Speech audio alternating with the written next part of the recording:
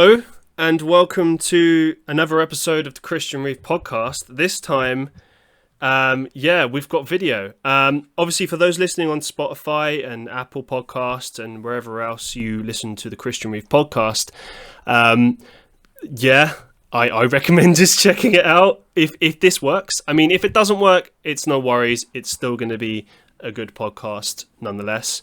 But yeah, I'm trying this out with video because I just think it would be fun, and we can actually see what people look like, and me if you care.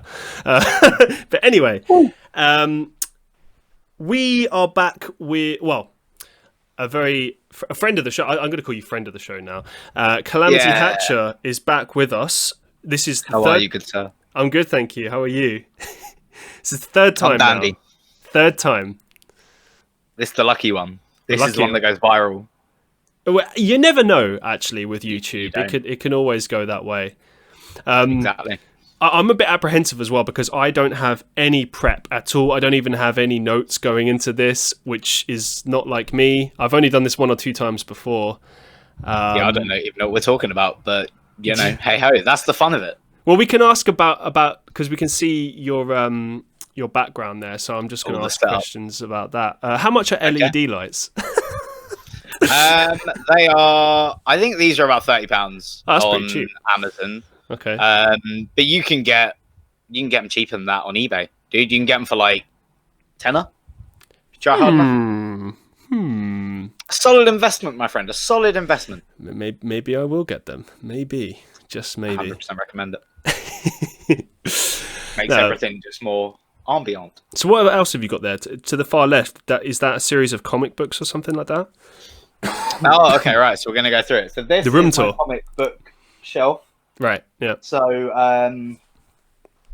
the ones that you can... So at the top, there's just a little display shelf, which I've got some they're Funko Pops pins and... Yeah, and then beneath that, you've got Funko Pops, and then there's some comics on there. I'm trying to complete that particular tier, the one that my hand is basically on the level of now, which I've just noticed, which is really convenient. Okay. And then the one below is just all Marvel graphic novels. I've got the Annihilation series, and it's some of the big ones, Secret Wars, Infinity, that kind of thing. Okay. Below you got a few more Funkos. Underneath that are my single issue comics. The only comics that I really collect now as single issues are the Sonic comics, but there are Marvel event comics that come out all the time. I tend to pick those up in single issues, so they will go on that shelf. So for people that like myself that have no idea what you're talking about, what's a single issue comic? So whereas you have like comic arcs and storylines, so you might buy... Oh, hold on, is it like a standalone story that isn't necessarily canon? No, it's part of a continuing story. So whereas you might get a big graphic novel, and I have like the Infinity one, that is a collection of all of the single issues that were released each month, like in this event, that all, when you finished the entire event, you picked up all those single issues and you'd read every single one, and that was the climax of the event and all that kind of thing. It's more like series. So, for instance, The Amazing Spider-Man is its own series, and every month releases what we call a single issue, just a small comic that will be continuing the ongoing story from The Amazing Spider-Man. But then you obviously have the option to buy collections of those further after release on Amazon and things like that, and they kind of collect them together, so you can have that more graphic novel format to it. So I suppose it is just like a single story. That's essentially what it means in a way. Like, even though it's part of a longer story arc, it's like one particular thing. To a degree, but a lot of single issues you couldn't pick up and just understand without reading the other stuff. Okay. It's just, you have to kind of come in at entry points. And that's a question I get asked so much, man. Like, how do I start reading comics? Like, where's my entry point to reading comics? It's difficult. It's a really difficult question to give people. It's better if you were to say to me, I want to read Hulk comics. Yeah. Then I'm going to say to you, okay, well, I'm going to, say that you should go with Planet Hulk, and that entire World War Hulk and all of that kind of saga. I wouldn't really know where to tell you to go from there, to be completely honest with you, because I'm not a Hulk reader. But that, you know, each series, each hero has his or her big moments, their big story arcs. So They're normally the ones to get into. I don't know why, but this reminded me of a weird memory that I have. So I used to live back in school days when I lived in the beautiful Ruislip. I was across from a Waitrose, so shout out to Waitrose. And another one. Okay. Yeah, it's very dear to my heart. But anyway, it's a very weirdly built Waitrose as well. Like Waitrose always looks weird. Anyway. It is. I believe it has a GP in it now or something. Does it really? Wow. Okay. Something like that. Actually, no. It always had a GP. I remember that. Oh. Yeah. I never went there enough to really. Oh. Well, you're missing out. My mum, we weren't upper class at the time, okay? Neither were we. We were super poor. It just happened to be the closest supermarket. And my mum was like, do I, you know, carry all this, really heavy shopping? And because it depended on how old I was. If I was older, it would be easier to carry for longer. But yeah. You know, I would always be helping out. Iceland's a good shout by there. Yeah. Eventually we would still go frequent to Iceland. Yeah. You know, they do frozen Greg stuff, and that's enough for me. They do frozen Gregs? Did you not know about this? No. Oh my god. Sausage rolls, they're all Greg's ones, like bacon and cheese wraps, fucking chicken baked, all of it. Oh my god. And it's frozen, and it comes in like packs of 2 of them. Oh and then my you god. just put them in the oven, 225 minutes, you're sorted, mate. Did you not know about this? This changed my life, and this has been going on for a fair few years now. Damn. I only found out last week. Last week I found out that Greggs deliver, and that blew my mind. Now, to know I can buy them from Iceland. What? Yep. What? Exclusively Iceland. That's why mums go to Iceland. Before we carry on with Iceland, so back to the Waitrose thing. The reason I bring it up is because you mentioned comics. And for whatever reason, I used to buy the Simpsons comics quite a lot. I remember those. I'll say one thing, right? They were good. Simpsons, you know, it's very hit and miss. It depends on your humour, I guess. For me, personally, the actual TV programme kind of is weird. It like started out being excellent, and then it kind of changed, and then Family Guy came along, and then it tried to sort of compete with Family Guy, even though Family Guy was essentially based on Simpsons. It's weird. It's not bad, but it's not like iconic like it was back in say 90s, 2000s. Milking a dead cow. Yeah, I think it was good when they announced it was ending. I was like, yeah, it's good. Dude, do you remember Channel 4? Channel 4 used to show it every evening. Yeah. Like that was a big thing for me and my dad every evening. We would sit down and watch The Simpsons. It was a tradition. I'll get to that because I've got so much to say on this, like growing up in England. But yeah, with the comics thing, I just wanted to really quickly say that I actually think the Simpsons comics are highly underrated. In particular, the Bart Simpson comics as well. Yeah, Bartman ones. I remember buying them for at least a couple of years, continuously, like every week. And the horror episodes were excellent. There was like... Treehouse of Horrors. Yeah, and also like whenever Bart would dress up as like his superhero alter ego thing. Bartman, yeah, that's it.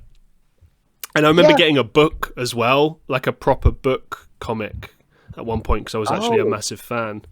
I think I got it somewhere still, but yeah, no. I might have a look for those. They put a lot of effort into it, and I feel like, in a way, it doesn't really have anything to do with a TV show. If anything, I preferred it to the TV show. It's just characters and the locations, but original stories kind of thing. Yeah, but like it's more interesting than a TV show, I think. And because I reckon it's that sort of thing of like, because they know that they don't have the same audience and that maybe not as many people are consuming it, they can kind of just do whatever the hell they want. Yeah, completely. You see that a lot in a lot of mediums, video games, comics. Right. Yeah. Like, for instance, I don't know if you know of the DC hero Power Girl. Power Girl? Yeah. Now, she is just basically female Superman. Oh. For in layman's terms, if there's any comic book nerds that are watching this right now, they're going to absolutely slaughter me. But for the general audience, she's female Superman. And they were aware that nobody was reading their comic. So they kept making her breasts bigger. If you look at the character now, it's ridiculous. Double G's. Bigger. I know nothing of this. I'm a little weeb sitting in a room filled with Sonic stuff, but I can tell you for a fact that, like, just stupid. It's no wonder. It's no wonder that our society has like body conscious issues, because this is the same for men as well. Like, you read these comics and you see these guys and these women, and they have these unrealistic bodies. Like with the women, right? They'll have these huge breasts, and then, you know, like a body that can't sustain that. Like, girls I've dated in the past that have had big breasts have always complained to me about like back pain and like how bad it is on your spine. Yeah. So like those characters you see in like superhero comics, like, okay, you can argue, oh yeah, they're superheroes, they don't feel pain, but it's like that would be not realistic. Yeah. And painful. There's such a perceived image, and it's like, you know, all people have like fat, all people have like the things about their body that do not fit that standard norm that you're shown in movies. But when you actually think about it realistically, it's like a very small percentage of the world that actually look like that.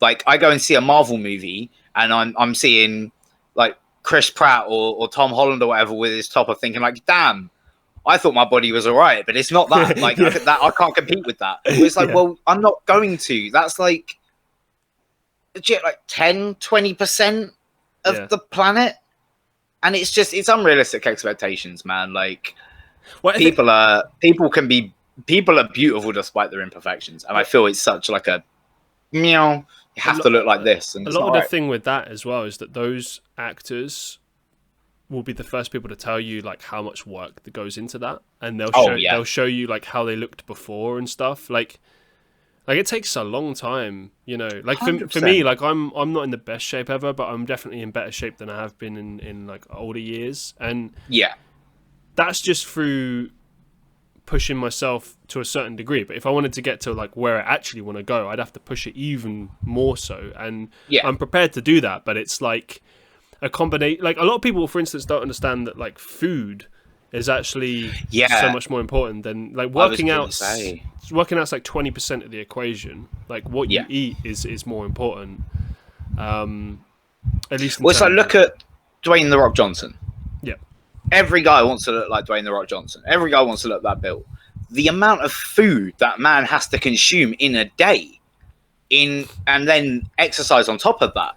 Nobody has time for that. That is a full-time career. I will say this with a job. How can you consume like £100 worth of food a day? I'm talking costs as well, like £100 worth of food every day. Me and him are both Tauruses, so I can relate to him on this, right? If you're a Taurus, typically I understand there's people that don't believe in this, but like, I don't know, I find that on a very basic level, there's like these characteristics that tend to be true for like your star signs, at least, right? And Taurians tend to eat and love to eat food, and like that's but like more so than like normal people. Like I've had to curb it back over the years and not be so piggish when I eat, because I could just eat like forever. And I know he's the same when it gets down to like eating time. It's like, this isn't just like, oh, I'm gonna eat and then I'll feel better. This is like an experience. It's like, I'm gonna take I get my that. time. I mean, like, food is very important to me. Food is probably my favorite thing in the world. Let's be completely honest about that. But mine is dogs. And I love like eating my meals and cooking my meals and planning my meals and that kind of thing. But a lot of these people that do this, I was watching some stuff on it recently, who do like this mass eating bodybuilding thing. They have to have sponsors to provide all of that food. Oh, right. Because like, it's an ungodly amount. And what I mean is, like, if you're working a 9 to 5 or a 9 to 6 or you know, whatever you're working, how during that time have you got the time to prepare 5 meals? I don't. I can go from I have my breakfast at work, but I get in a bit early to do that, and then I have my lunch at lunchtime. But I can't just take breaks to be like, oh, hang on, I need to go quick eat a very protein heavy meal or whatever it is, you know, whether it's not even protein or whatnot. Like, he won't necessarily have a full-time career doing that. He won't necessarily have a sponsor providing the food, but he'll definitely have a team, like a professional cook, chef, something like that. 100%. He's got the money though. Right. Yeah. But this is what I'm saying. Like, you, though, yeah, those people that have that obviously need the money to be able to do that. But Yeah. I thought about it as well. Like when it comes to my time, certainly in the future when I get, when I'm able to do this for a living and stuff and do this frequently, I can already tell like how busy I am right now. But right now I'm unemployed, so I've got the time. But like that won't be the case in the future, and therefore like I finally get it. I used to think like, oh, that was such an entitled thing to have like your own staff and stuff, but now I'm like, no, you need like chefs, cleaners, an assistant, you need all that stuff because you just don't have the time to do all the meticulous stuff. But that's not to say you didn't do it at some point. It's like you worked your ass off to get to that point where you could afford to have a staff, but now you actually need the staff because you have so many things going on. It's that I need an editor, dude. I legit need same. an editor that I can edit my daily content as it's coming out at the moment, but that's games, like playing video games. If I'm doing like video essays and stuff as well, which I want to do, those are videos that take several days of editing. And I need an editor that can do that while I'm still grinding gameplay things and doing streams every day. But, YouTube's got to send me that paycheck first. Dollar. It's coming. It is coming. Just hurry up. Well, it's not on YouTube's fault. I've not met criteria yet, but I hate to disappoint you. Inevitably going to hit it. But like initially, that paycheck is not going to be a lot. Like probably a couple of quid, but it's something. I know it's not about the money. It's about the symbol of it. Like it's just but it's not. But when you put this much work into like a channel, as we both have, and all these editing hours, eventually like you do want to get something from it. And I don't even want to get something from it in the sense of, I want to go buy like extravagant things or that kind of thing. I just want to keep improving my setup to improve my content. So like anything I get from YouTube is just going to go into making the setup better, getting the desktop instead of using this laptop, so I can render better, I can render faster, I can, just so many things. I can stream games from the actual desktop itself and just move the production quality up. So I'm not sitting here like, God damn it, YouTube, pay me. But I'm also like, this is, whatever I get is going to help. Actually, no, I agree with you on this, actually. I think the same way. Like, for instance, I have like a PayPal donation link. And so far, one person, well, technically two, but the first person was kind of doing it for fun. But the second person was a streamer that I met recently. He's been on the podcast. Shout out to Steelsy. He's primarily. I remember you saying about this. Primarily a Twitch streamer, and I was doing a Twitch stream one day. I'll just quickly tell the story. I think I've told it before, but I don't know. The last podcast we recorded, which is still not out at the time of this being recorded. Did I already tell? Oh, I'm sorry. Okay. You told him the last one. Jesus Christ! You're a lucky guy. Okay, that does not happen to many. Because I had a better point than this. I wasn't just going to recount. Well, I was going to recount the story, but now I'm not going to because you've already heard it. He's going to hammer the point home. No. When he did that, obviously I wasn't expecting that, and a thought did cross my mind of like, I could use this to pay my rent and stuff. And then I thought, no. Like it's intended for this. This is what it will go towards, and also, completely. Like the. I think the more you invest into it when you can, the better it gets, and like the more people take you seriously. So like, for instance, I got this mic now. It's like this Blue Yeti. And beautiful mic. It should. I've used it before. It's funny how things work. Actually, I'll tell a real quick story, just because it's life is funny. Story time. In story time. The job I used to work in back in Estonia, my final job, one of the tasks I had was to do a sort of a podcast, ironically. Okay. And it wasn't really a podcast. It was more like a spoken word version of the articles we were publishing. They just, had an English guy working for them. Why not get me to do it, right? And I took it seriously and I did it really well. And the mic that I was using happened to be this exact microphone. Yetis for the win. And when I was about to leave, we were negotiating me working, from the UK and trying to do it like freelance. And I said, well, I want to definitely do this podcast stuff. And in the end, I think they said that I was too young, I think, so ageist.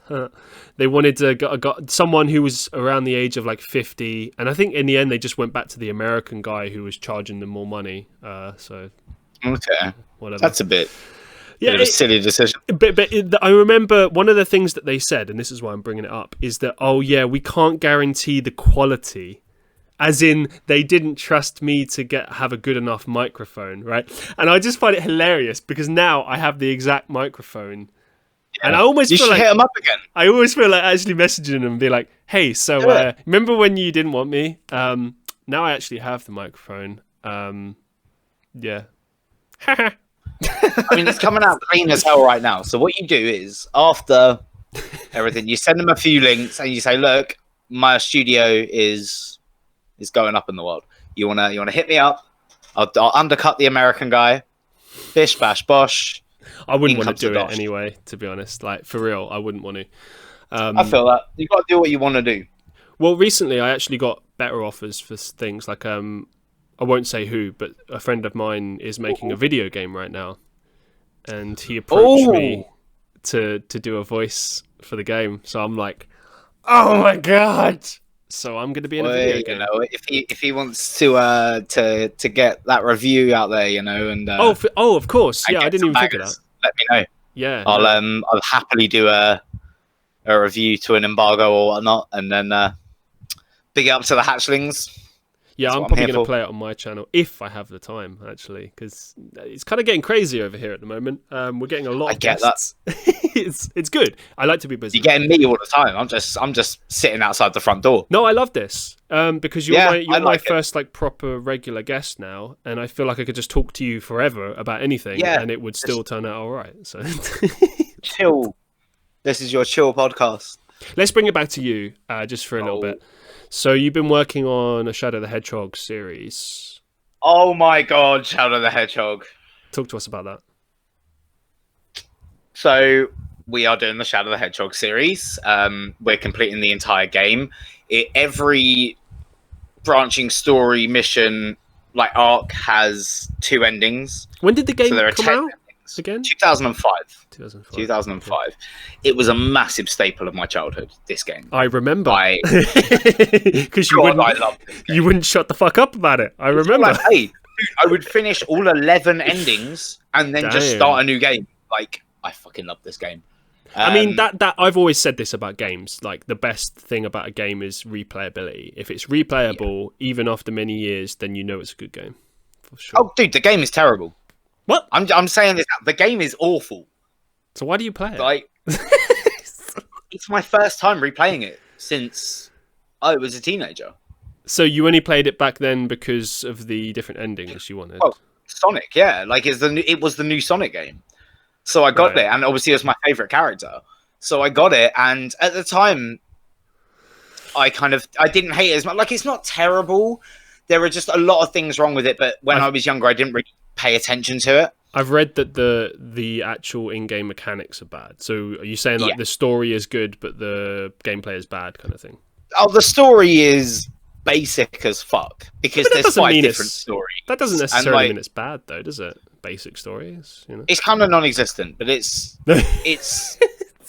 okay. It's like when it references certain things and like builds off of certain things that are canon in the Sonic universe, so it's fine. Like, but you've already said that Sonic canon is BS. So Sonic canon is BS, but this literally references Sonic Adventure 2 and Sonic Heroes, saying that they happened.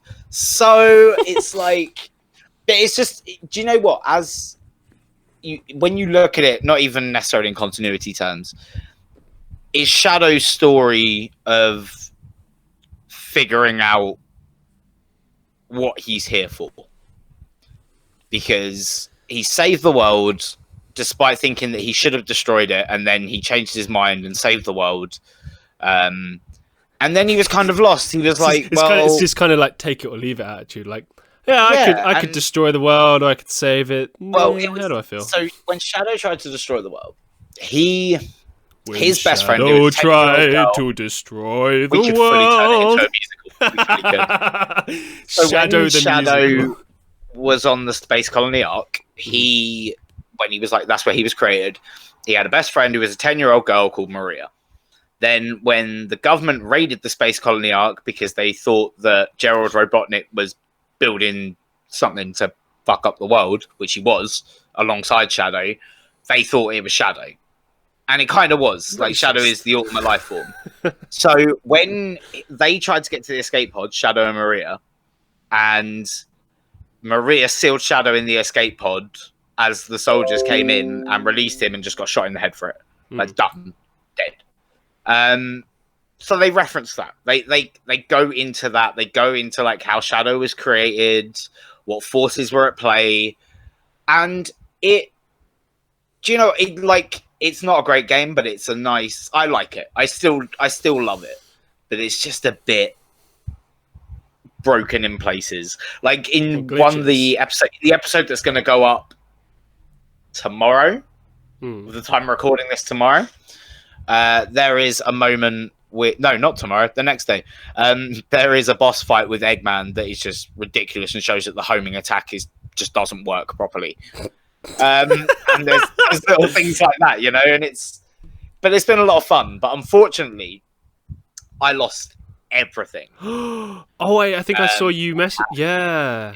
I lost everything. I had to spend the day finishing the story arc that I had started, that was the new story arc that was going to be after this one. Then I had to go back and replay this one up to a certain point to then record it. So the next video is actually going to be like just short of 20-minute video, because I was like, no, fuck it. The whole thing's going in one and we're finishing this story arc and I'm moving on to the next one because I've already had to do it once. And the thing is, I have to do them all twice anyway to get both endings. All the endings to get the final fucking level ending. And it's just... This has happened to me as well. I've worked through it. It's fine. We're going to get Shadow out. This happened to me one time as well. And I remember sort of resenting the game after that. I was like, how many times do I have to play this fucking game? Legit, like, it's taking a toll, man. We're struggling out here.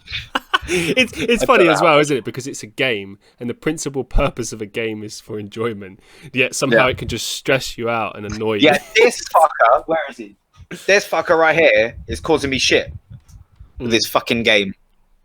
Does it? Would you say the game holds up today, 15 years later? No, but it's known that it doesn't. Like, it has been the joke of... Well, Sonic's career is a bit of a joke. Okay, all right, I'll tell you what. Shadow the Hedgehog is considered one of the jokes. What's worse, Shadow the Hedgehog or Sonic 06?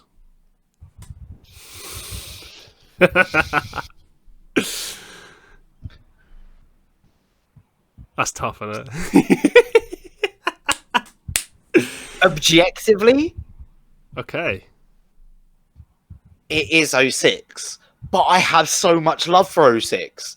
Why? I haven't played it since 2006, 2007, maybe 2008, but I do have love for it. I'm going to be playing it soon. I remember as a 1,000 subscribers stream. I don't know what it was. It was a game around then. When they started making... Did they make any other games for the Xbox 360? Oh, Sonic ones? Yeah. Sonic Unleashed? Maybe. I remember playing one of them, and I never played Sonic 06, but I've seen people play it, and I just... Oh, yeah, Sonic Generations as well. Could be that.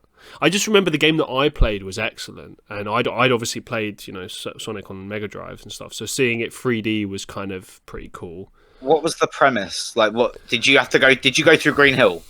I don't know. Remember that? This is like at least 15 more years ago. Okay. If you went through Green Hill, I know what it is. I can barely remember what happened yesterday, mate. So that's a valid point.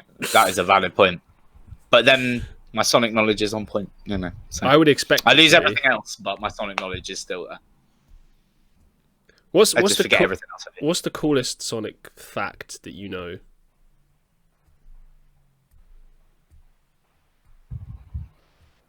I'm going to divulge you with two, if that's okay. If that's all right, if you will permit me this. I mean, not many people give me a platform to talk about Sonic, so I'm going to fucking run with this. Go for it. Okay, so One is that Michael Jackson actually produced the music for Sonic the Hedgehog 3. However, his name is not on the project because he didn't like how 16-bit music sounded. He didn't like what it did to his music. But hey, hold up. Yep. A game was released, I believe, for the Sega Genesis called Moonwalker. Michael Jackson's Moonwalker. Yeah. So that's what pulled him in. Moonwalker. So that game, that pulled MJ into it. So he did that game. He did Moonwalker. I don't think he did it. I don't think he really had anything to do with it. It was Sega that took it and made the game. Which came first, Sonic 3 or Moonwalker? I'm not sure. I think it was Moonwalker. Okay, so that's what pulled him in, and he was like, "Okay, there's a market and then I for think this." he was like, they were like, "Look, we'd love to get you to do the music on this," and he didn't like how it sounded. But unfortunately, like at that point in development, like, too bad, mate. So there's a video you can find out there. I can't remember the specifics for the life of me, but I think there's one bit where you can hear level music from Sonic 3, and you can all like it's bad basically. Like it's like it's a like in the background or whatever, and it's like, Right. yo, I don't know, I can't remember the exact specifics, but yeah, that's a legit thing. So Michael Jackson basically did the music for Sonic 3, but does not have an official credit or title. I never knew that. That's actually a pretty cool fact. And then I'll give you a second one. This also I think is a really good story and a very wholesome story.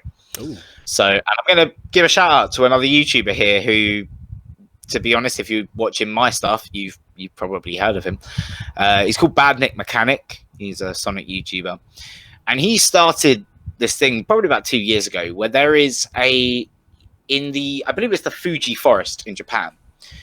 There are on the side of the road in a random mountainous trail. There are 2 tree stumps, and there is a Sonic on a snowboard placed on top of them. I've seen a big this. model of Sonic. Yeah, it's awesome. And he put this video up trying to find out the origins of it. Like what has actually happened to it? Where did it come from? And throughout his research and the masses of people that then wanted to find out about this statue, they found out that it was owned by a retired arcade owner. Huh. And he's not sure how it was placed. No, I think he placed it there as a kind of an entry point to something. And it was just a nice little thing that he did when he didn't own the arcade anymore. And unfortunately, the years had really not been kind to it. It was from the 90s, and it'd been battered by weather, and it was really a shadow of what it used to be. And I know, pun intended. And recently, they, through talking to the guy's family and talking through Sega and with this YouTuber directly and working as a trio, they actually managed to retrieve the statue and completely clean it up and return it to its former glory. And it's been placed exactly where it was previously. The same statue, just finely polished, sitting there as this mysterious piece of Sonic art, yet, something even bigger than the fact it's Sonic, just this little mystery in the forest in the Fuji Forest in Japan. And I just think that's incredible. Such a wholesome story. It's really cool. It makes me think a lot about, this obsession we have as humans, where we're so desperate to preserve the past, even though it's impossible to go back. You can only move forwards, right? And I understand like the basics. It's because we don't want to forget the past, and many of us are very sentimental. I know I am. I'm very. I look to the past and I miss it like so badly. But it's like, although I will say this though. When I miss it most is when I'm looking at what exists now and it doesn't measure up. So like, not with everything. Some things are brilliant, like internet now versus internet 15 years ago trumps it. Like I would much rather have internet now than internet then, right? But when it comes to things like I don't know, like architecture, it's like kind of depressing. Oh yeah, I'd much prefer old architecture to Yeah, modern. yeah. Like, I think there's a beauty in that. It's why Amsterdam is one of my favorite cities in Europe, because the architecture there is just fantastic. All these beautiful old, and yeah, it's a stylized form of house, always on a dark night with their lights on next to a canal that's lit with street lamps. That kind of thing just speaks to me, man. Like, I'd much rather that than some of these houses that are like cubes that are adjacent to each other. Kind of, do you know what I mean? I much prefer classical architecture in that regard. I think in Europe they have the right idea as well. Yeah. Like, and what I mean by that is, like if you take Tallinn in Estonia or the Czech Republic, Prague specifically, both of those places have done this thing where, you know, they have their old town. So in Tallinn, Estonia, you know, old town is like its own thing. You know, and like around it is, you know, newer architecture, but not immediately there. There's like a bit of a distance, right? And the same thing is true in Prague, but it's a bit more pronounced because obviously Prague is a bigger city, and you've got like this big, massive bridge that's like, how can I explain it? It's like a very grand bridge. It's incredible, and basically. One side is like old Gothic type architecture, really old, like Old Town basically. And then you go over to the other side and it's like new city, new, and like you got older buildings there as well, but it's predominantly newer architecture. And it's kind of like keeping those things separate, but blending them as well. Whereas if you take somewhere like London, you know, you do have areas that are predominantly just old stuff, but I see a lot of like... You know, like it depressing. In the last 10 years, I've seen like if you get the train into, let's say, past like Canary Wharf and that way, right? You'll see like a lot of like so many developments, both houses, tower blocks, really buildings. Trying to bring that area up. Yeah, and then every now and again you'll see like just a random old church sitting there miserably. Yeah, and I'm like. I don't know why. It's for me, like some people are like, oh, it's amazing. Like, look at Dubai. Look at how amazing that is. And it's like, yeah, but like Dubai, you know, there was nothing there before. It was just a fucking desert. Yeah. And they built off that and they built something. And that I understand. But they still have like areas that are like older and like not of course. That. And I don't know. I just... Yeah. It's not that I hate like... Oh, not that I hate newer developments like that. Like, I can go to... you know, most places and think it's like great, but I think just for me personally to live in, I like that kind of old aesthetic. Like the house I live in is quite old, and you know, it's weird what you say about it because nostalgia is, I think, the most powerful thing in the world right now. I think everyone banks on nostalgia, and I actually had a thought process the other day where it's like my happiest memories are in Florida when I was about from 13 to 15, being in Florida, USA. And now the thought of being in Florida terrifies me. Yeah. Absolutely terrifies me. Yeah. I will go back one day because I'm going to do my Disney, my Universal thing, and I'm going to have a great time with it. But Jesus Christ, am I going to be so much more on edge than I was previously. I think many of us were like that. Like I grew up adoring America, and then when I went there when I was 21, you know, I went to many places, but one of them in particular kind of opened my eyes about what it's like in America. Like you hear the stories and stuff, but I think that when you actually go and experience it for yourself, you see, like in California is sold as this, you know, California dream, it's perfect, everything's amazing, right? And then when you go there, I mean, you can say the same for any place in the world ever. Okay, like this is the case. But California especially, when you look at like the proliferation of American media around the world, it's really thrown out there as being like this perfect place. Yeah, and then you 100%. Go there and you go to places like downtown Long Beach, and it's like you've got tons of drug addicts and homelessness and people unhappy. And don't get me wrong, Long Beach is a beautiful area. It is. Because I have a Pokemon Go YouTuber that I follow for years that lives there, so I've seen a lot of it through his stuff. But I think that's the issue with a lot of LA in general. It's what we actually studied it in geography at Hayden. It's what's called a donut. Yeah, it was. Well, we certainly did, and it was a GCSE, called a donut city. Okay. And it's like you have the center bit that is all like the glitz and the glam, Right, you know, yeah. Hollywood kind of thing, and then everything around that is just poverty. Yep. And it's crazy. Like the amount of homeless people in America, it's just crazy. And I know obviously they have a vastly bigger population, but you don't see that when you go on holiday. Do you know what I mean? Particularly as a child, I think you do more now. Obviously, as an adult, you see the cracks. Your parents do a very good job of keeping you sheltered from it, because obviously when we went, I was 21, so I'm an adult at that point. Still clueless moron, but old enough to kind of understand what's going on and understand like the seriousness of things. And I think the thing that made me saddest of all, because you know, there's homelessness everywhere and people suffering and shit. Like, you know, I've had friends who have been homeless. I've seen it in London. I've seen it, you know, all sorts of places. Seen it in Estonia even. But in America, at least where I went to, I remember talking to some of these people, and a lot of them are really nice and, you know, good people. Just very hospitable. Yeah, just unfortunate, you know, just hard times, isn't it? And I try and help them wherever I could and such. But I remember talking to this one woman who I think she was like a meth addict or something like that.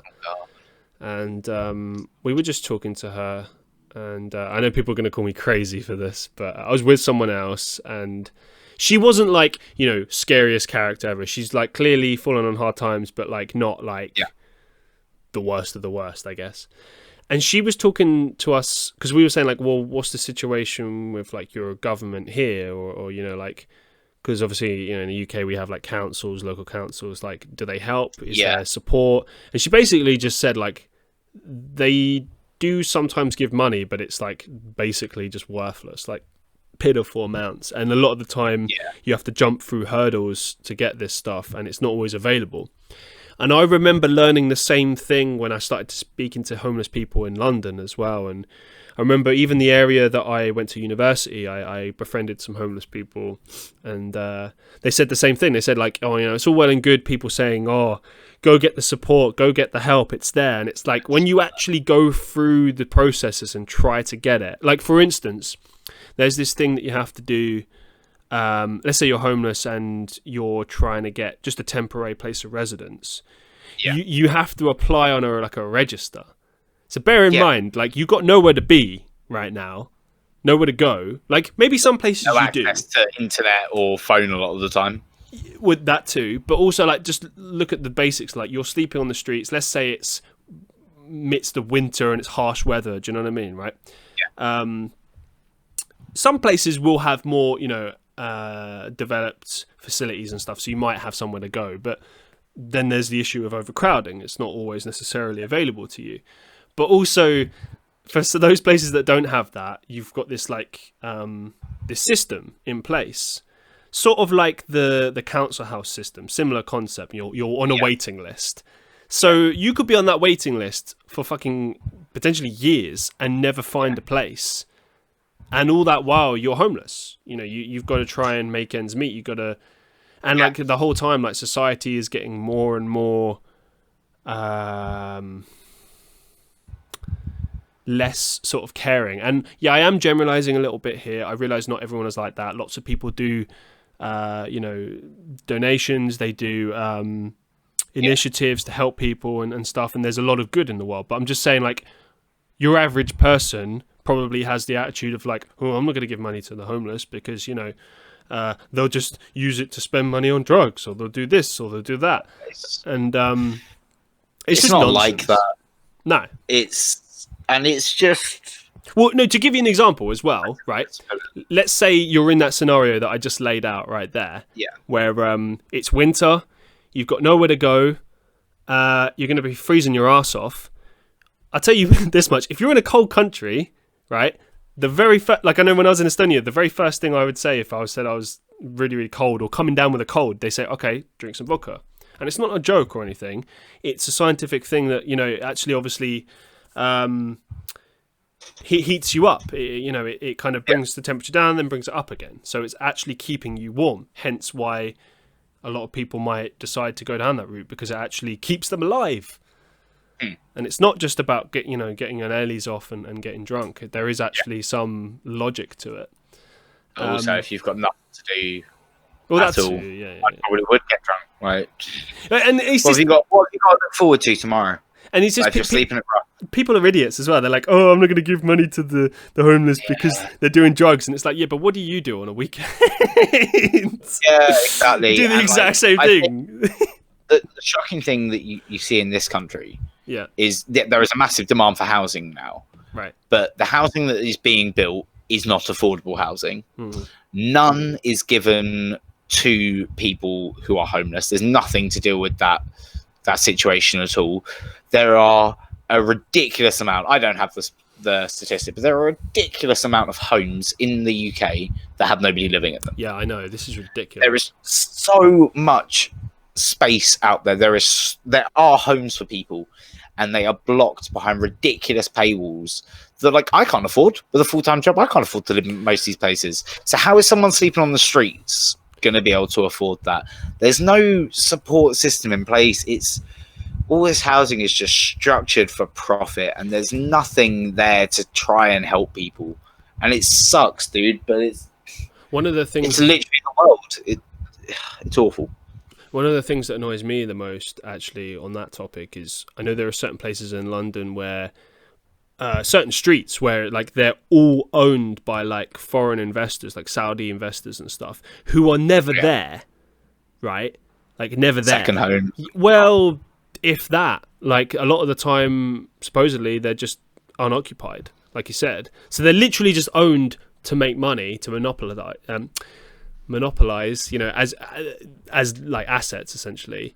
Yeah. And it's like, well, if you're not gonna, I think there should be some rule in place for that. Like, if it's not actively being used, then you shouldn't be allowed to own it, or like you should be forced to, like, maybe to rent, not to provide it for the homeless. Maybe you should. No, maybe that's. And then they rent it, and they rent it for prices that nobody can really. Well, not afford. renting. Maybe they have to, like, legally. You could put a law in place to legally force them to. Well, there is a thing now where I think with a lot of places, a lot of councils do it, but any new estate that's built, you have to give like 20% to social housing. Yeah. So like 20% of it will be council housing. But one, that isn't enough. More people need council housing now because rents are so expensive. It's not easy to own property. More and more people rely on it. There is a greater need, and council housing does not really do a lot for homeless people in that regard either. Like, to apply to be on a council house list, you need to have access to the internet. You need to have a computer that you can sit down and go through these forms to do.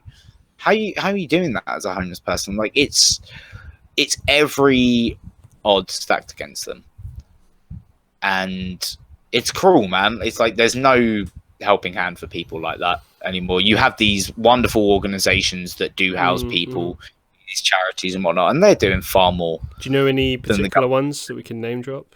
Samaritans, obviously, I know is a really good one. Yeah. But you find a lot of the Salvation Army, of course. There's a fair few places, and they need more support from the government. At the end of the day, they need to have more funding. They need to have a say in things like when we're building new housing estates, there is a section of it that is reserved for them and permanently housing people. But I'm not going to sit here and talk about why I should be running the country, because I absolutely shouldn't. Jack Hatcher for Prime Minister. I'm down. God, for it. Can you imagine what hot? No. All right, the first thing I'm doing. National Sonic first Day. Thing. No. No National Sonic Day? I am reversing. Okay. ID checks on energy drinks in supermarkets. Okay. Look, just I've because had enough. Just because you look about 12 years old. Listen. I know, but I don't punish have to put my ID out to get a monster. Jesus Christ. It's just painful. Do you get ID'd even if you have a beard? Well, one, I thank you for calling this a beard. This little thing. Sometimes I remember I've had shopkeepers say to me like, "Why are you pulling your ID out?" And I'm like, "Yeah, right, fair enough." And I've had other people like, "Can I see your ID?" And I'm like, "I've got facial hair," and they're like, "No, I need to see your ID." So it's a mixed bag. I remember when I was about 20. I don't know if I've told this story in the podcast before or at all, actually. But basically, I was definitely early 20s or like late teens. But like I looked old enough. Okay, definitely old enough. Like, okay, so I was trying to get like lottery scratch cards. I had a little phase where I was kind of addicted to them. That's super addictive, by the way. So be careful. Yeah, they are. They're a dangerous road to go down. And I didn't waste too much, but I wasted a little bit. And I was trying. Even if you wasted £10. Yeah, but I think I wasted like £30-40 in total.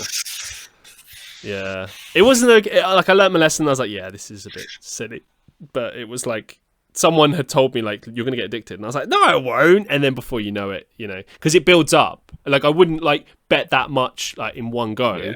I would, five here, and then it would just completely. But this one time I go to this stall in Uxbridge, Kingdom of Uxbridge. Oh, Uxbridge. Poor Uxbridge. It's died a death. Anyway, it's just not what it was. But anyway, I don't want to talk about that. It's depressing.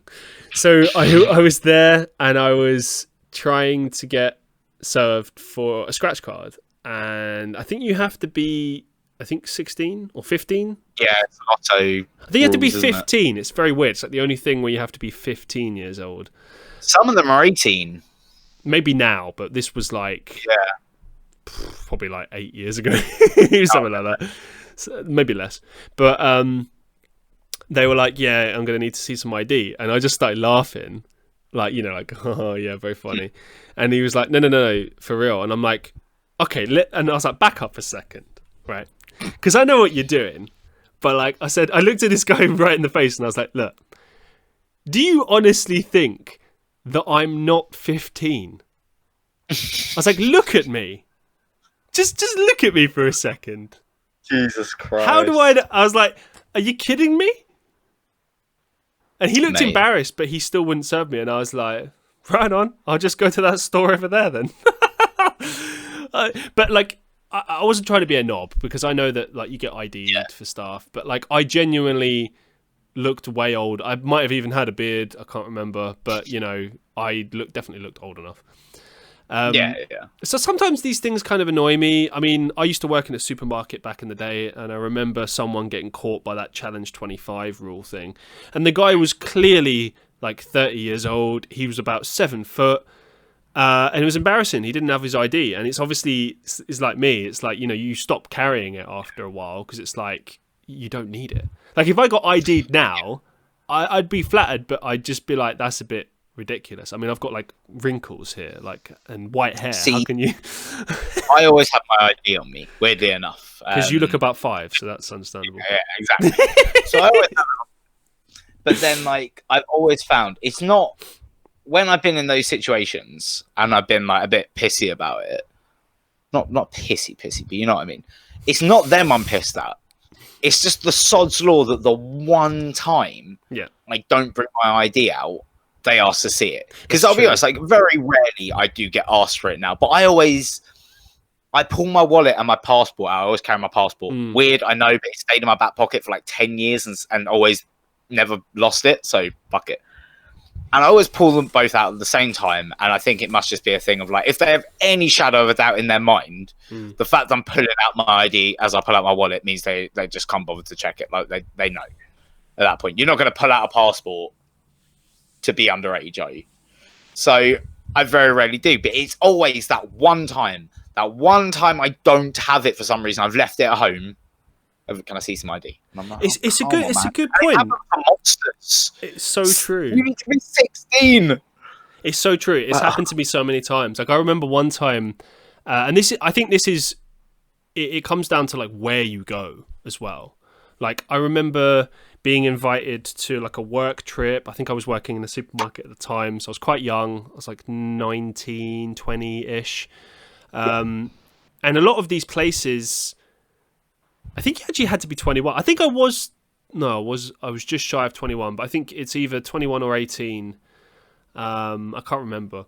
It's very confusing. But I was in Leicester Square, and we were at a comedy show, and I forgot to bring my ID. I genuinely just forgot, and I was dating someone at the time, and they had theirs, and they refused to allow me in because they didn't have it. And I was like, oh shit. And I walked away, and I was talking to my ex-girlfriend at the time, and she was just like, why didn't you bring it? Are you an idiot or something? Like, like not trying to be mean, but like, how, come on, like we're in London. Like, and I was like, I just didn't think. I just, because you get to a certain age where you're just like, I'm gonna get ID'd. And like, I guess exactly. That was kind of my thing. When I realized I didn't have it, I was like, well, there's a chance they'll say no, but I mean, come on, surely. And basically, it took a lot of groveling for one of my managers to the bouncer to try and get me in.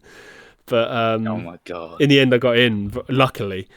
But that was a perfect example of like the place that you're at is everything. But like, I don't know. Sometimes it's silly. Like I remember my birthday a couple of years ago.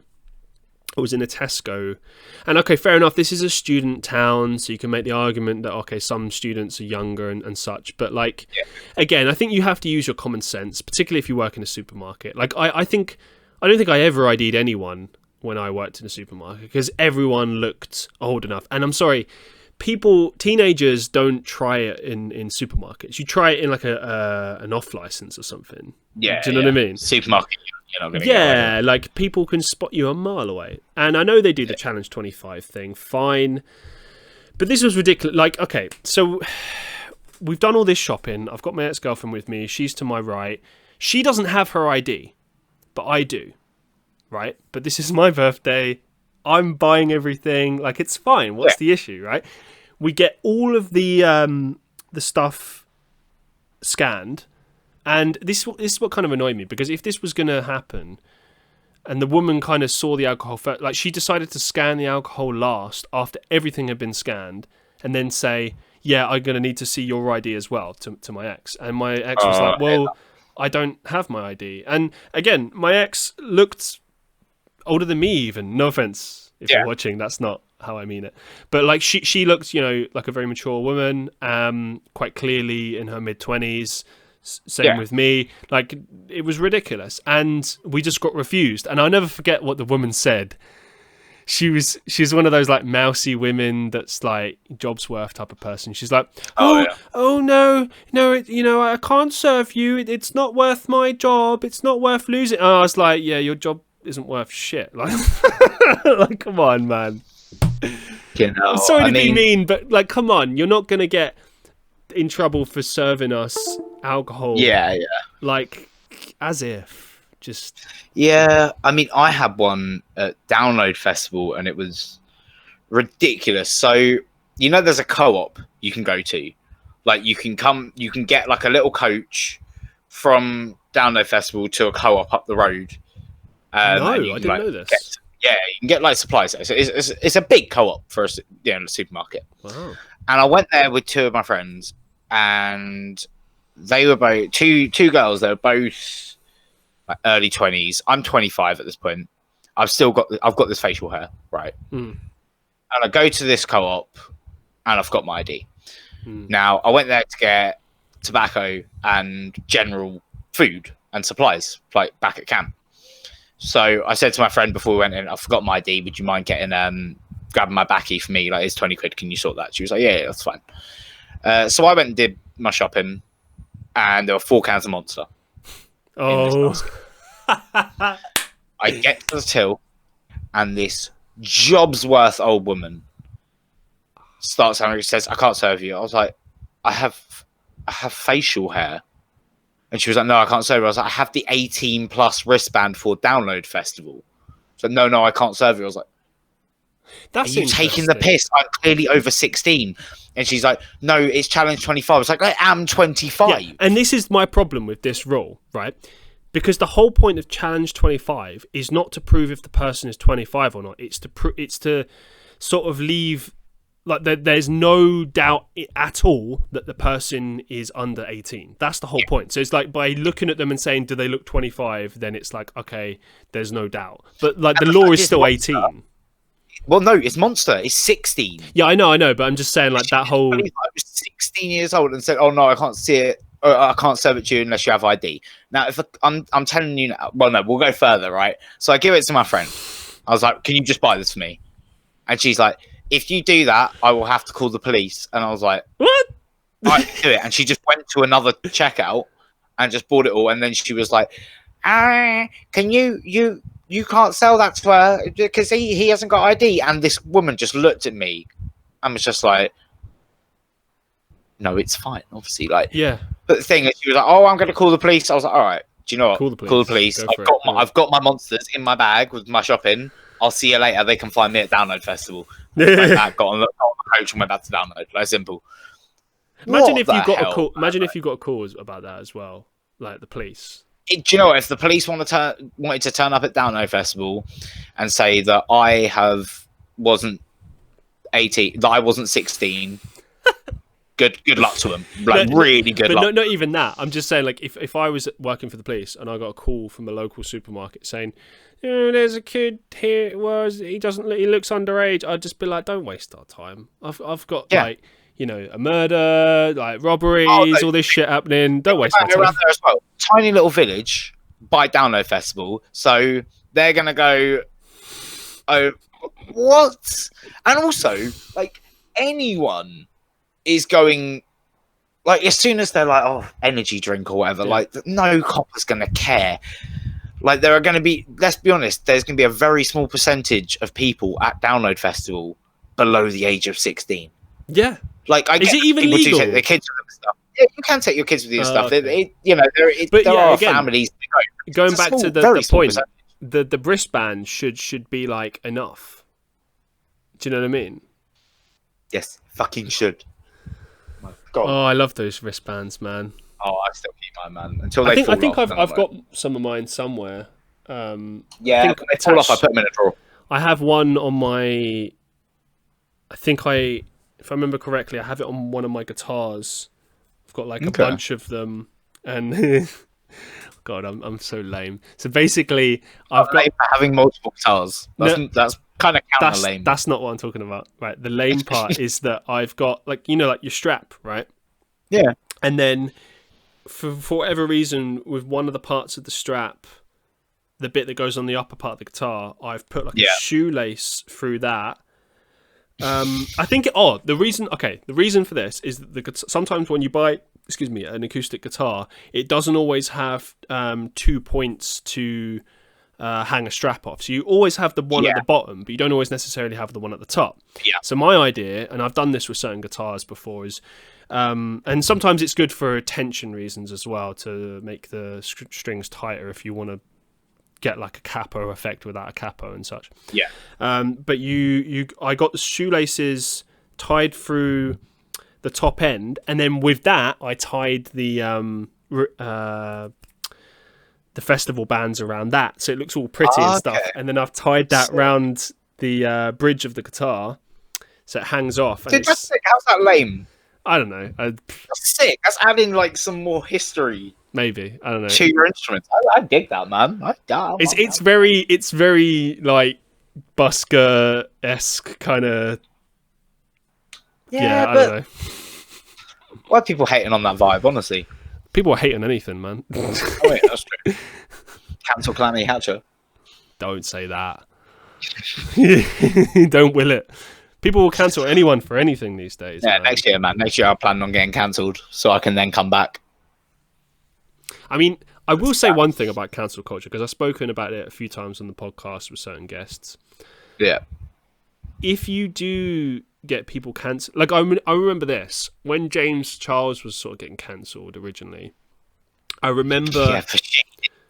I remember KSI did a video on him, and it was just mocking him, but it was kind of funny because it was true, right? So loads of people were unsubscribing from James Charles. I think like 100k in a week or something crazy like that. Right, Ty Westbrook called him a predator. Right, but when they were, KSI was looking at his Social Blade, and while James Charles was losing subs, he was getting tons of views, like a lot. Oh yeah, dude. Like JJ was like, yeah, man's losing subs, but he's getting paid. And he's like, and then he just starts like listing off all of these like beauty glamour YouTubers and being like, fuck this one, fuck this one, like, give me all the money kind of attitude. It was funny. Yeah, I mean, like, cancel culture is a very strange thing. I feel that people on the internet have lost the meaning of the word context. I also don't think cancel culture works. I think that if you fully cancel someone, are they going to actually be apologetic for the thing that you tried to cancel them for, or is that going to build a greater hate and resentment as that thing took everything from them? Education is always better. Education is always the way to go with things. And some people you can't educate. I understand that. Some people are so set in their ways or whatever, or their views, that you will never educate them. But I think it's always better to offer someone the chance to learn from a mistake and deal with it and move on and grow as a person. Now, with certain things, you can't do that. There are certain things, and this is what I mean about context. If someone makes rape jokes, because obviously this has come up recently. I don't know if you know about this with Dan Harmon, the creator of Rick and Morty. An old skit of his has come out again, where he is being cancelled. Now, this skit has already come out originally. He makes quite a few rape jokes in this skit where it's about someone raping someone. This has come out previously, and he has apologized, and he has made a statement on it, and now it's coming up again. Okay. I'm not even a Rick and Morty fan, but like, I don't know where I. It's like, should you really? We were talking about Michael Jackson earlier. I personally don't listen to Michael Jackson's music anymore because I watched Finding Neverland, and that doesn't sit with me right away. I'm like, do you know what? He's cancelled from my life personally. But then you have things like Jenna Marbles did blackface on YouTube many years ago, has apologized for it multiple times since then. Her content in those years has reflected that she is not that person anymore. She has completely learned from her mistakes. She never should have done it. I will say this on the whole blackface thing. Like, there's obviously some historical context for this, because there were certain groups, like the Black and White Minstrel Show. People might not know this, but in the UK there was a show for many years. I think 30 years. It was like an institution on British television, and famously the actors would tour around. Like, they toured around the UK until I think at least 90s, early 2000s, like a long time. Singing show tunes. Yeah, even after the show had ended. But there is historical significance of it. And when I don't ever think blackface is a particularly good idea, but I don't think it's always necessarily initiated for like racist intentions, because I think there's two sides to this. To read intentions. Yeah, there's two sides to this, right? There's the side of like, if you're trying to play a character, and that character happens to be black or of color, right? And you're a white actor, then you can argue like, okay, this is why they've done this, right? Like, I can think of many TV shows where they did that. Like, for instance, they're trying to cancel Little Britain and Come Fly With Me now. And I've got very mixed opinions about this, because I feel like maybe I would feel different. If I was a black man, maybe I would feel differently watching this, and I would feel offended. I don't know, because I'm not black. So they are racist, but I feel in that sense, the people that are being racist, so if we talk about like Marjorie Dawes and Fat Fighters. Oh, yeah. Now, there is I believe she is an Indian lady in it. If I'm wrong on that state, I apologise. And the whole one of the jokes with her is the fact that she can't understand what she says because she has a very thick accent. Right. And look at the comedy of that thing. Look at that sketch. Or every time it comes up. Yeah. Are we laughing at the Indian lady? No.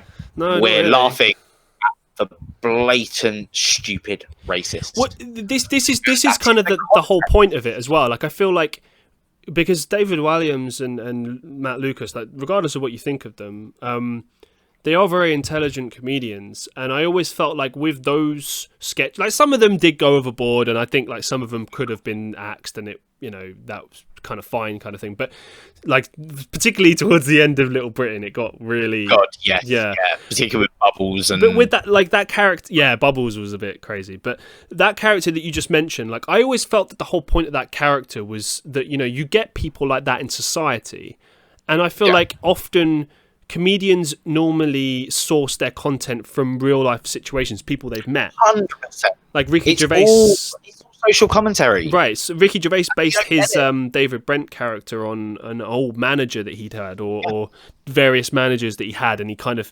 had this idea in mind of this particular type of person that he dealt with in the past, and he wanted to like showcase that. And I felt like with Little Britain and Come Fly With Me, a lot of the time that was the point. It was never intended to be racist. I think it was trying to portray certain characters and stuff. And Come Fly With Me is an interesting one because you had Ian Foote, the immigration officer, who is a full-blown racist. Yeah. But that's the point of the character, because it's absurd, but it's kind of a thing of like, oh, border force are a bit racist. Okay, so let's show you someone who works in border control that is the most blatant stereotype racist you can find. And it's funny because what the fuck is this guy? This is absolutely ridiculous. Like, he actually says in the show, if it's not white, if it's white, it's right. Okay, like Jesus we Christ. Know how absurd and stupid a statement that is, but that's why it's funny. See, and not that's because we agree with it, because we so strongly disagree with it. I think, and that's kind of commentary. You can be like, there's actually people like this that exist in the world. Like, I felt like that was always the point with those shows, was to kind of say, like, call out those people and be like, hey, yeah, we know you exist and we're mocking you. We're mocking you like racist people, because this is the joke. But 100%. This is what I mean about mixed feelings, because like that's generally how I feel about it, but at the same time, you know, like there's arguments like, you know, there's not enough representation in the industry in terms of black actors and stuff, and I agree. Definitely there can be more and there should be more, but you know, there's so many elements to this. Like, for instance, voice actors stepping down because they feel it's racist to play a certain character. I mean, it's so iffy. I'm the same. Like, I'm kind of caught in many different minds about this, because I think it's like I don't want people to feel offended. I don't want people to feel like, I don't want people to sit and watch these types of programs and feel like, well, I'm a black person and I feel offended by that, because that's horrible. No one wants to feel that way. Yeah, and I completely agree with that. I think it is good to preface, as we say, you know, like, but it's like one of the greatest things about being human, though, is being able to mock oneself and mock each other, and like the 100%. Right. And I've always felt like the whole point of it is like, it's the difference between being in on the joke and being the butt of the joke. Yes, 100%. You know, like when I was at school, you know, if people were bullying me, that to me, I could recognize the difference. If it was banter, we all kind of joke and we move to each other and then it stops. Like, I talk about this, funnily enough, in the today's episode of the podcast that dropped. I talked about my experiences getting bullied at school, and I kind of spoke about how people turned, you know, it's the ice cream van.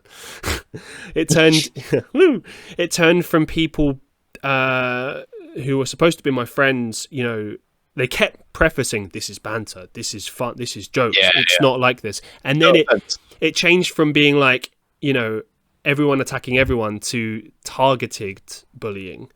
And then I just realized it was always just me. It stopped being other people. It was just because I was an easy target. And then it was only me. And I was like, okay, I realized even back then, I was like, yeah, this is bullying. This is what this is. Yeah. So it's, I don't know, like, I feel like if you're not part of the joke, then that's kind of the key side of it. And I don't know, like, I feel like a lot of these programs, like, I think I said this, I don't know where I said this, I might have said this in a video, I don't remember, but I kind of said that, you know, I feel like if you don't actively promote these old programs, I think that's fine. but I don't think eradicating them is a good idea either. I mean, there's certain programs like the Black and White Minstrel Show. Yeah, I don't think that should be celebrated. Yeah, that's just TV.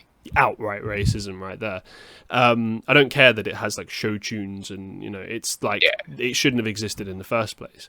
But actual blackfacing, like I think the jury's out on that one because I think we know it's wrong.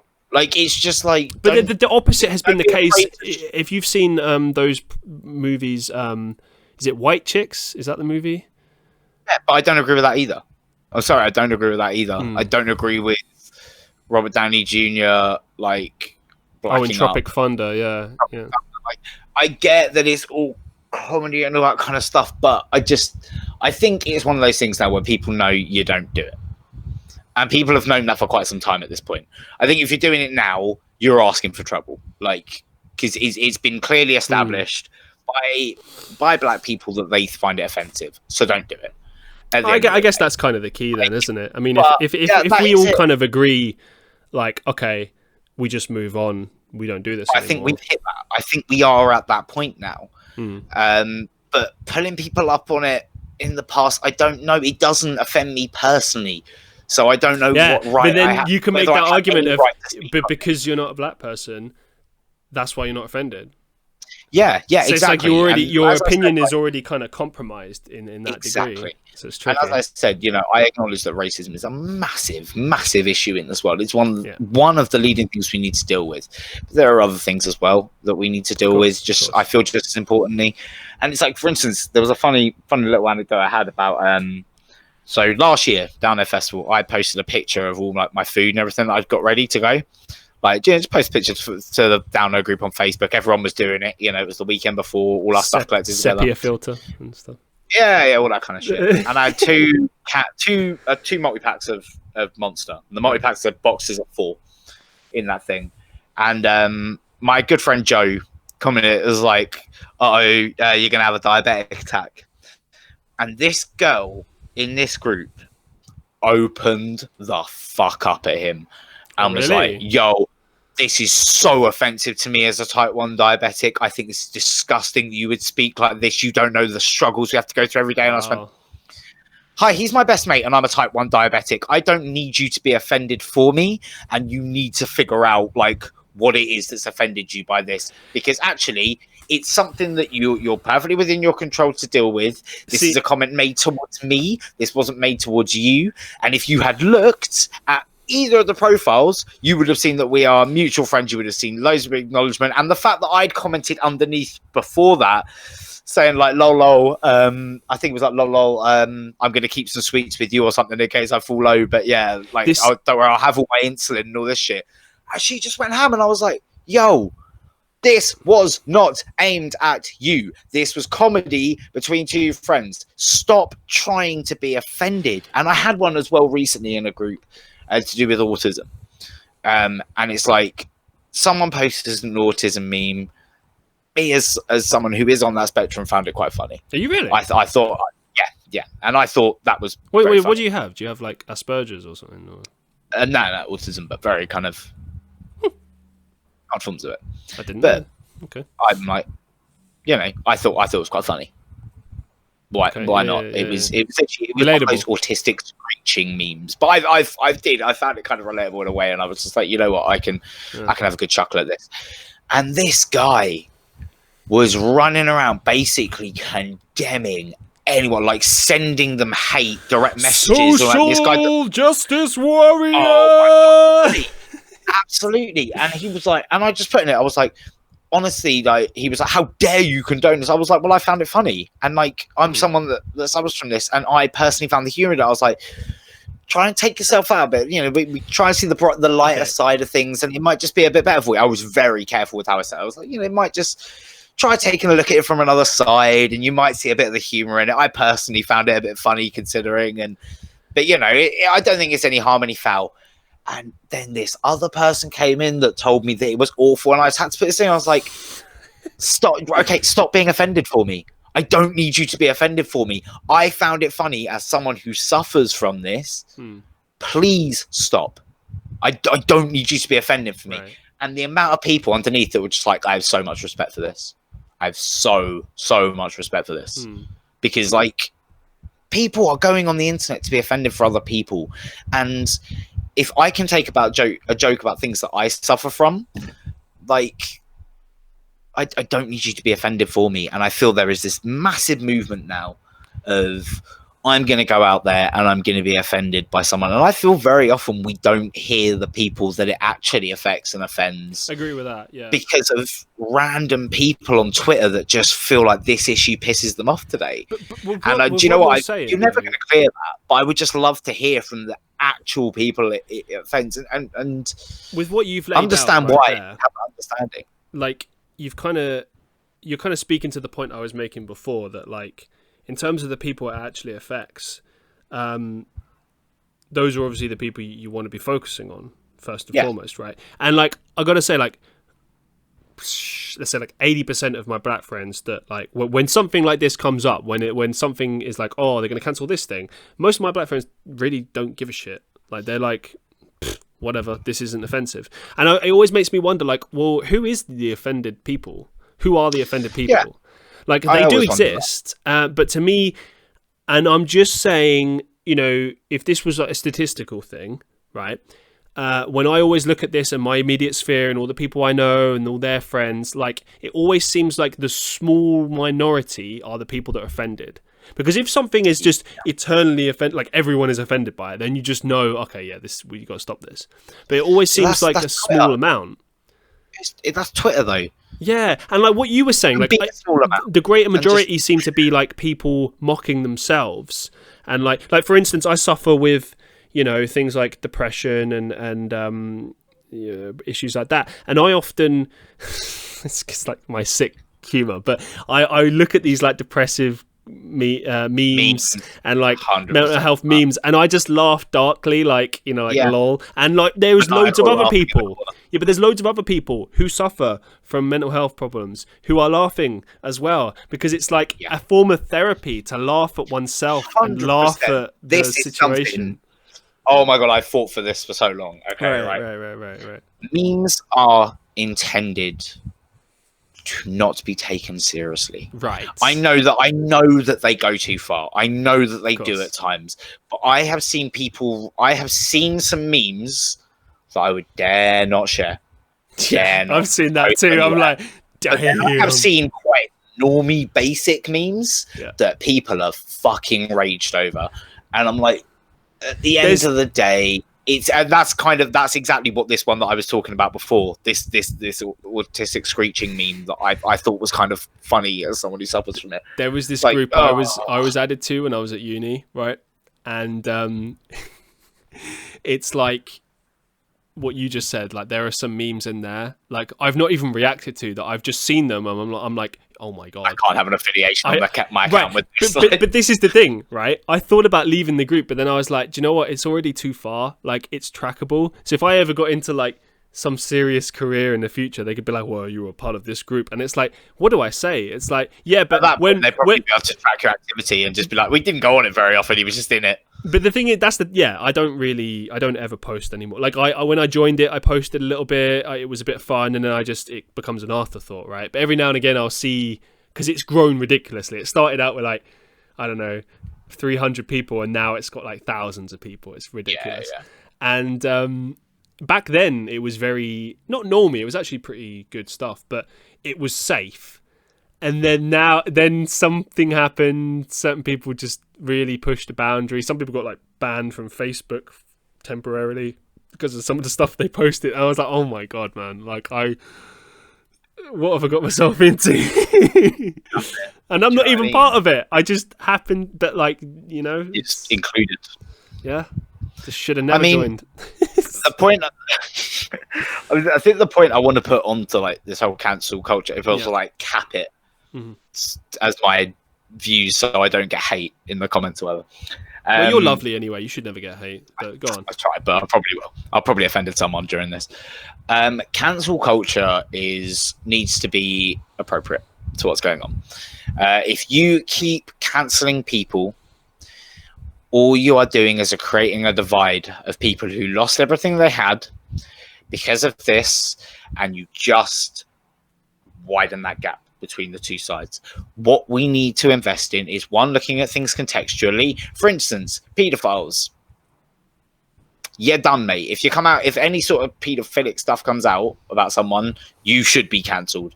If you find out that someone has sexually assaulted someone, I will say this, you though, should be right? Wait until they actually get convicted. Evidence. Yeah, because people start cancelling quick to someone as soon, like, for instance, right now, Brandon Urie, the Panic at the Disco singer, has been accused by a bunch of people of potentially, sexually assaulting them or whatever, right? Now, these are allegations. Don't get me wrong, he's said a lot of stuff on camera and stuff that's inappropriate, but so far, there's no proof that he has done any of this stuff. It's just witness accounts, which could be lies. But that's it. That's exactly what I mean about context. And people are bound to make mistakes in this regard because you're basing it on your own judgment. If you look at the whole Darby Vanity situation, which I'm sure you've heard something about, the guy from Blood on the Dance Floor, he's looking at hundreds of cases of sexual assault, and a lot of them on minors. So many girls have come forward and given their stories with Chris Hansen, who used to do, Dateline. Okay. Yeah. And I have no doubt that he did it. I've only heard accounts from other people, but I've looked at the situation contextually, listened to these young women who have gone through this, and it's fucking horrific. They're not lying. There's trends throughout all their stories and things like that. There's However, evidence. Playing devil's advocate for a second. Yeah. Let's say it wasn't true. Let's say there's no way it's not.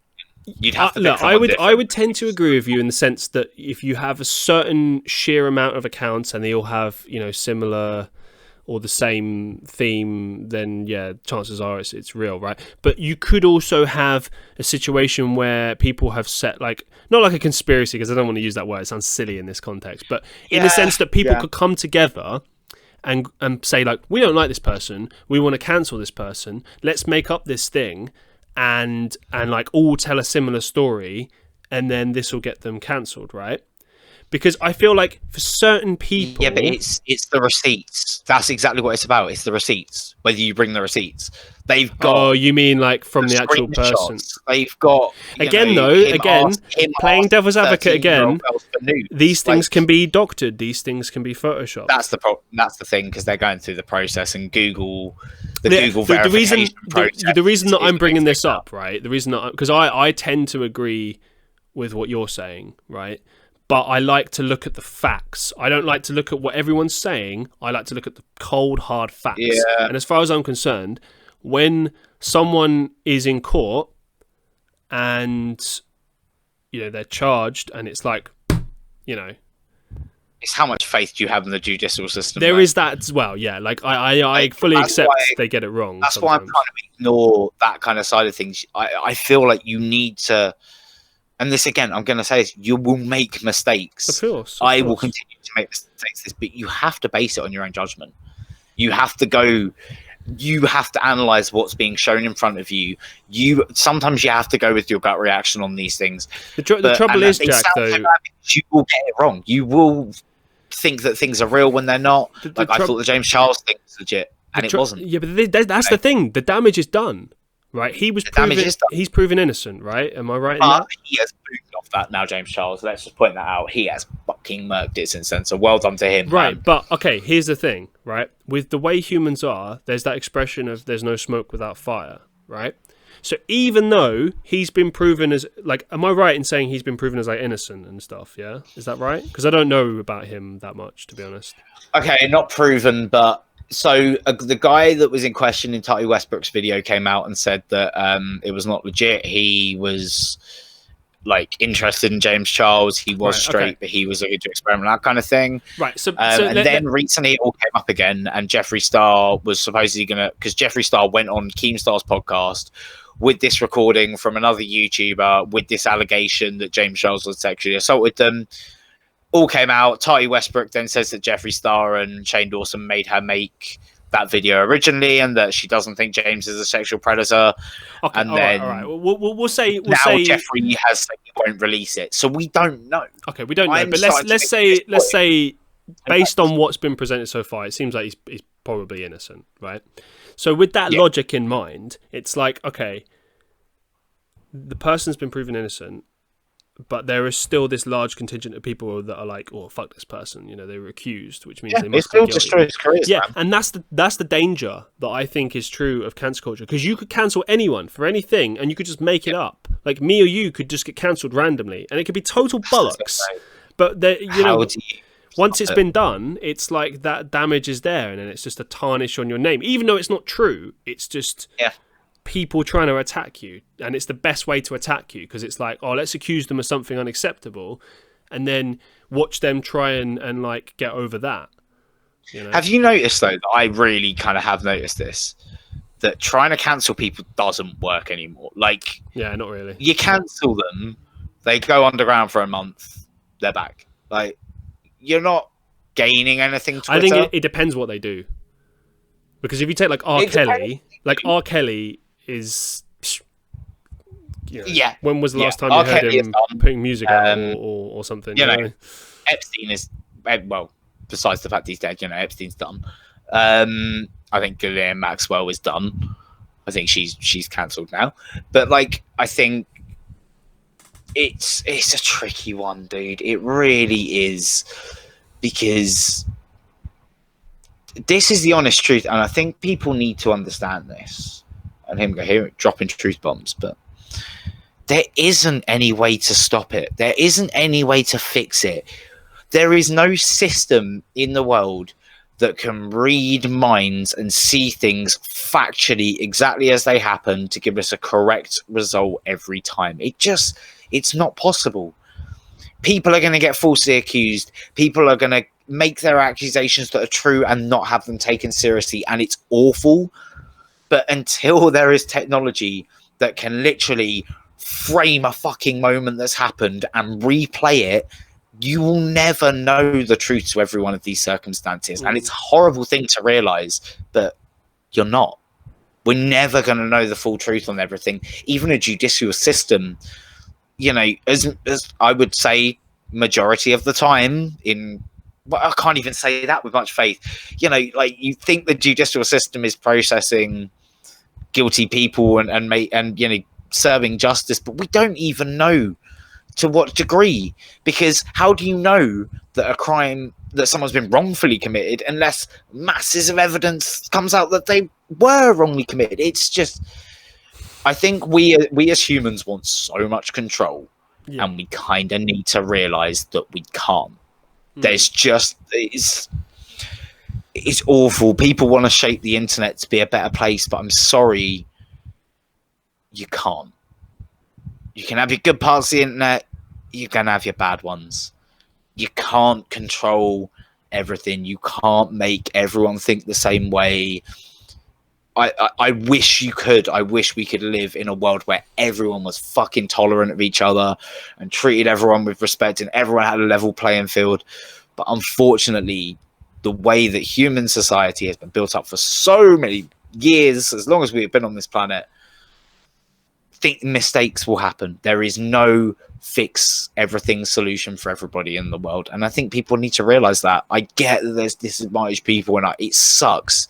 I come from a position of some privilege to some regard, but, well, massive regard compared to other people around the world. But there isn't a be all and end all fix to everything. We need to do what we can, but you can't.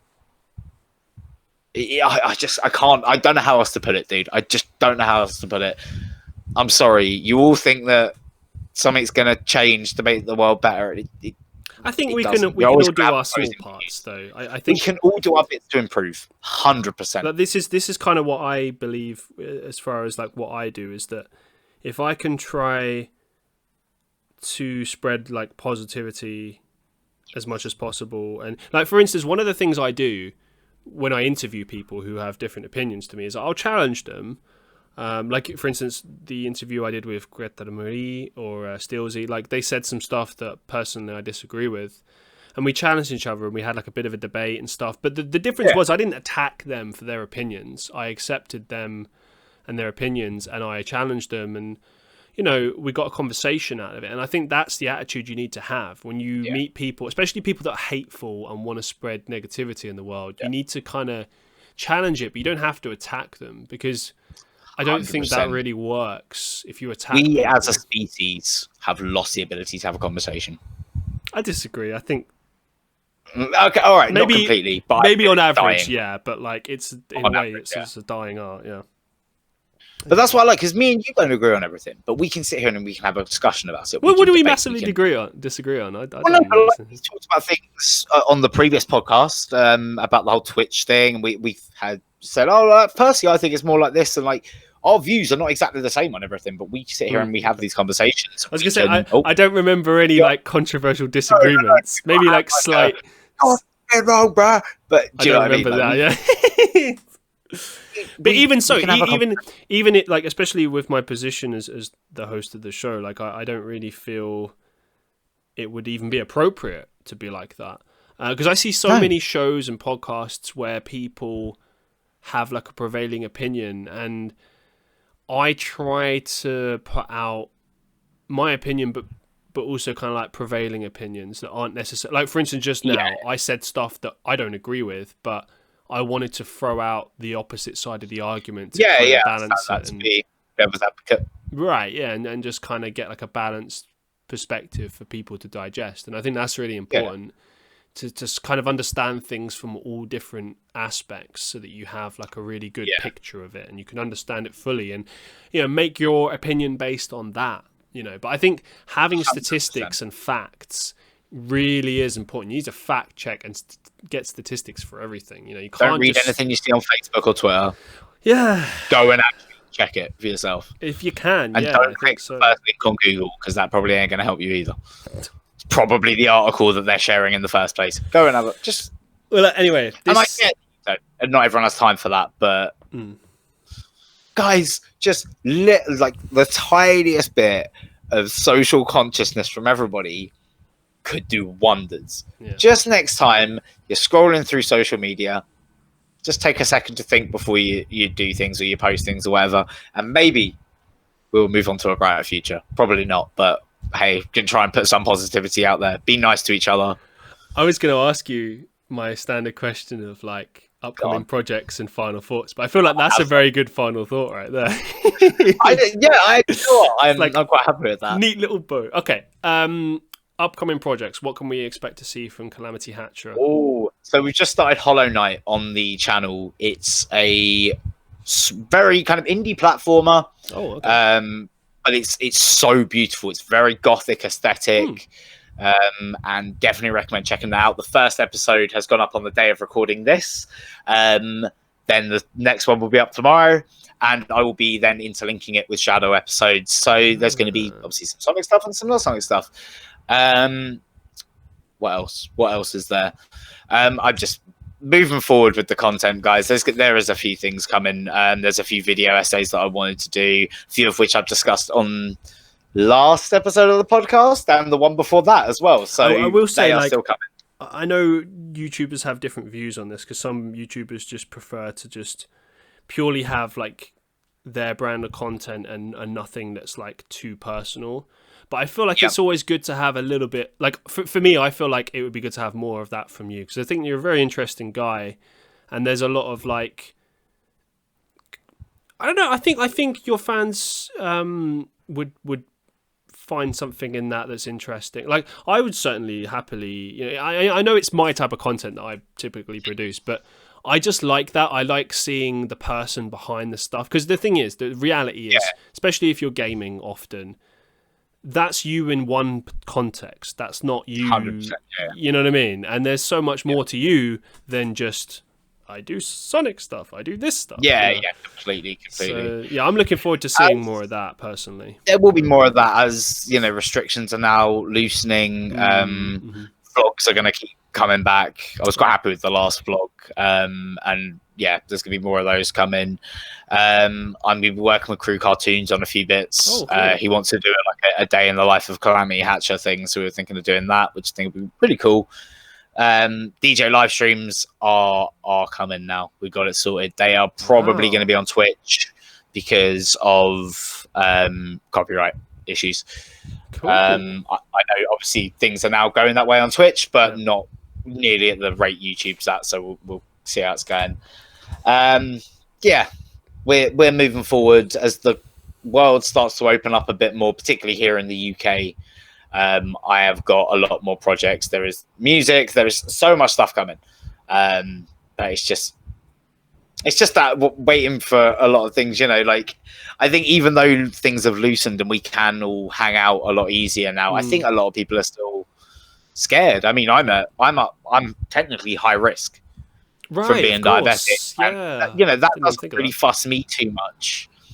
But I also, if I'm on the tube or whatever, people aren't wearing a mask, I will get a bit funny about it, and was this a good idea? And well, I'll just stop you there. Like, everyone that gets on public transport should be wearing a fucking mask. That's unacceptable. I know that there are sorry, especially on the tube and stuff like that, but it's like you're most at risk. That's the issue, and that mask will help you with that. I understand. The people that are doing that are not wearing the masks, like, you can tell if someone is because of like a genuine medical condition. Like the people I see, they just don't give a fuck. Or I've seen a lot of people. Yeah, or worse, they wear the mask, but they wear it on their chin, like it's just pointless. Yeah, like I don't wear a mask outside. I'll give it that. Like if I'm out in an open area, I'm not wearing a mask. I'm the same. I keep it with me. If any type of shop, any type of indoor environment, I will wear the mask. Yeah. When you go in the shop. Absolutely. I think I do understand that that some people really suffer for it, but the thing is, this isn't meant to be pleasant for anyone. Like, I don't get out of bed in the morning thinking, I can't wait to put my mask on today. It's sick fucking. Hey, listen, I hate wearing the mask. Like, if anything, I'm not asthmatic, but I did quit smoking earlier this year, and whenever my breathing is restricted, it's not easy to breathe. I have issues with my nose. I have done for many years. It's kind of blocked, so my sense of smell is kind of screwed. So sometimes I do really struggle with breathing, but I still wear it. It's not long. It's not forever. You just have to keep yourself calm.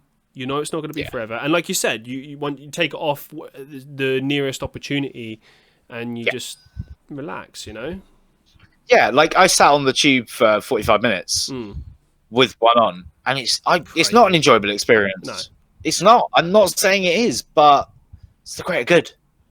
Good. It is the greater good. It is for the good of everyone. Sorry, I can't. Oh, that was so out of frame. I can't. I gotta try again. There we go. Terrible. I did that. Circa 2005 emos. The greater good. Anyway, okay. Listen, thank you so much for being on this episode of the Christian Reeve podcast. Thank you for having me again. I love having you. Awesome. You're always welcome. You know that. Hoping this does work out video-wise. Yeah. I'm sure it will. Come through. Yeah, me too. But even so, I think we've had a very good discussion, and this will make for a good listening experience for everyone listening on Spotify. I believe Google Podcasts, Anchor, everywhere else. This is the thing about Apple Podcasts. I have stats that suggest that people listen to me on Apple Podcasts, but I don't have a link, and I can't find myself, so I don't know what that is. But please, Anchor, if you are listening, please give me a link, because I would love to promote that, because it would be like another final achievement to be able to get on Apple Podcasts. Spotify was the big one, though, for me. Spotify was like, oh my God. I listen to all mine through Spotify now, so good shout. But for me, YouTube is certainly the home of the video podcasts until such a time as Spotify makes them available. I did hear rumblings of when Joe Rogan signed that apparently in the future we can expect video podcasts on Spotify, but I don't know. There's rumblings, but nothing. There's rumblings about other things about Spotify wanting to break into streaming in general. That's nuts. Like video game streaming and stuff like that. So we're just gonna have to see how that will develop. I think if anyone was going to do it, Spotify is kind of first in the runnings. I can't think of anyone else that really would have the money, to be honest, to do it. You know, the great thing about a Spotify streaming service? Go on. They would have to allow songs on that platform to be used in streams without copyright claims. They would have to. Therefore I could play whatever I wanted. If they could do that you could do a stream with Spotify and play any music you want, I guarantee everyone will be moving that to platform Spotify. would explode. Yeah, it'd be like, see you later, Twitch. We're going all the way to Spotify. Do you know what? We're going to have to come back for another one at some point about the death of Twitch, because it could be happening fairly soon. Mate. As things develop, and as the doctor goes to You'd be YouTube, lighting a cigar. You'd be like, told you. Good times. Yeah, I'll just be sitting there like... sitting on your hill. YouTube on YouTube. Yeah. You just didn't want to listen to me. See you next time, guys. I'm working it over here. Okay, listen. Thank you so much. Thank you to everyone listening and now maybe watching the Christian Reeve podcast. Yeah, I hope so. We've got many more guests coming up, many more topics.